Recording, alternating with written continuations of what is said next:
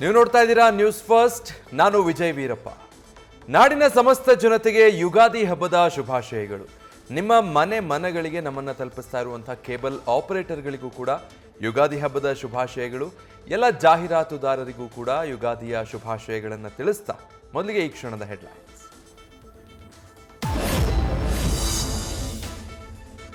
ಮಯನ್ಮಾರ್ ಥೈಲ್ಯಾಂಡ್ನಲ್ಲಿ ಪ್ರಬಲ ಭೂಕಂಪನ, ಸಾವಿನ ಸಂಖ್ಯೆ 1664ಕ್ಕೆ ಏರಿಕೆ.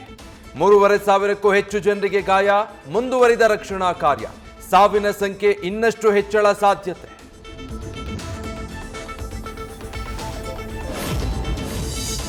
ವಿಜಯೇಂದ್ರ ಮನವಿಗೆ ಹೈಕಮಾಂಡ್ ನಾಯಕರಿಂದ ಮನ್ನಣೆ.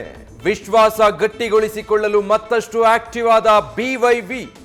ಸರ್ಕಾರದ ವಿರುದ್ಧ ಏಪ್ರಿಲ್ 2ರಿಂದ ದರ ಏರಿಕೆ ಅಸ್ತ್ರ ಪ್ರಯೋಗ. ಸರಣಿ ಪ್ರತಿಭಟನೆಗೆ ಬಿಜೆಪಿ ರಾಜ್ಯಾಧ್ಯಕ್ಷ ಪ್ಲಾನ್. ಡಿಕೆಶಿ ಮಾತಿಗೆ ಹೆಚ್ಚು ಒತ್ತು, ದಲಿತ ಸಚಿವರಿಗೆ ಪದೇ ಪದೇ ಹಿನ್ನಡೆ. ಕಾಂಗ್ರೆಸ್ ಹೈಕಮಾಂಡ್ ವಿರುದ್ಧ ದಲಿತ ಸಚಿವರ ಅಸಮಾಧಾನ. ಏನೇ ಮಾಡಲು ಹೋದ್ರೂ ಅಡ್ಡಿಪಡಿಸ್ತಾ ಇರೋದಕ್ಕೆ ಬೇಸರ. ಆಪ್ತರೆದುರು ಅಳಲು ತೋಡಿಕೊಂಡಿರುವ ಸಚಿವರು. ಹನಿ ಟ್ರ್ಯಾಪ್ ಆರೋಪದ ತನಿಖೆ ಮುಂದುವರಿಸಿರುವ ಸಿಐಡಿ.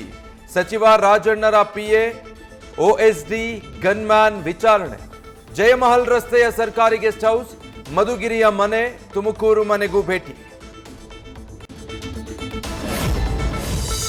ಸೊಸೈಟಿ ಚುನಾವಣೆಯಲ್ಲಿ ಜಿದ್ದಾಜಿದ್ದಿ.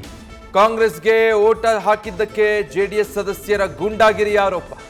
ಗ್ರಾಮ ಪಂಚಾಯಿತಿ ಮಾಜಿ ಅಧ್ಯಕ್ಷನಿಂದ ಯುವತಿ ಮೇಲೆ ಹಲ್ಲೆ. ಮಂಡ್ಯದ ಚೋಳೇನಹಳ್ಳಿ ಗ್ರಾಮದಲ್ಲಿ ಘಟನೆ. ನ್ಯೂಸ್ ಫಸ್ಟ್, ನಿರ್ಭೀತಿಯಿಂದ ನಿಮ್ಮ ಪರವಾಗಿ.